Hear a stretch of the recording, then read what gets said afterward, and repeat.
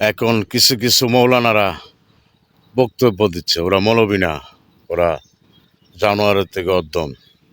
ওরা বলছে বাংলাদেশ থেকে মাজার মুক্ত করব। স্বৈরাচার বাংলাদেশ থেকে সরাইছে, এখন মাজার মুক্ত করব। কথায় আছে না, নাটকীয় ভাষায়, পিপিলিকার পাকা গজায় মরিবার তরে, তুমি চাচ্ছ মাজার ভাঙ্গিতে, যেটি ভেঙ্গেছ মাজার, এটার জবই তোমরা দিয়ে নাও। তার পূর্বে, মাজার ভাঙ্গার পূর্বে, এখন যারা মাজার ভাঙ্গার কথা বলছো, তার পূর্বে চারিদিক চিন্তা করে কথা বইল। বাংলাদেশে ইসলাম প্রচার করেছে আল্লাহর অলিগণ, তাদেরই মাজার নির্মাণ হয়েছে এই বাংলাদেশে।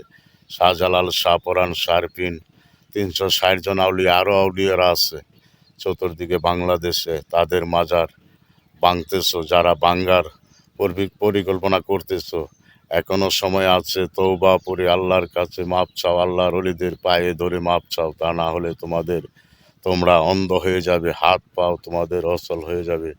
শীঘ্রই তোমরা ওদের কাছে ক্ষমা চাও, আল্লাহর অলিদের কাছে, তা না হলে তোমাদের উপায় নেই।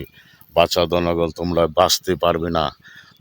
যেটুকু মাজার ভেঙেছ সেটুকুর হিসাব তোমাদেরকে পাই পাই করে এই বাংলার জমিনে দিতে হবে। তোমরা বাংলার জমিনে ইসলাম প্রচার করেছে আল্লাহর অলিগণ, তাদের মাজারই তোমরা ভেঙে দিয়েছ। তোমাদেরকে ছেড়ে দেওয়া হবে না। একদিন না একদিন তোমাদের বিচার এই বাংলার মাটিতে হবে। তোমরা কি মনে করেছো তোমরা বক্তা হয়েছ? তোমরা বলো নবীজি তোমাদের মতন, আর এই নবীজির পায়ের ধুলার সমানও তোমরা হাও নাই। নবীজি কেন, আল্লাহর অলিদের পায়ের ধুলার সমানও তোমরা হাও নাই।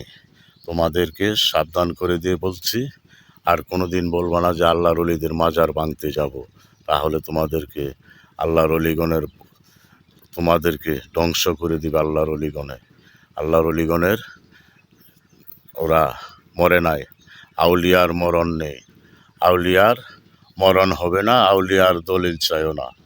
আমার নানা গজাল বেঁধেছে, মরার আগে মরে যারা, নকল করেও তারা, হাদিসেতে আছে লেখা, চক্ষু খুলে না, আউলিয়ার দলিল চাইও না।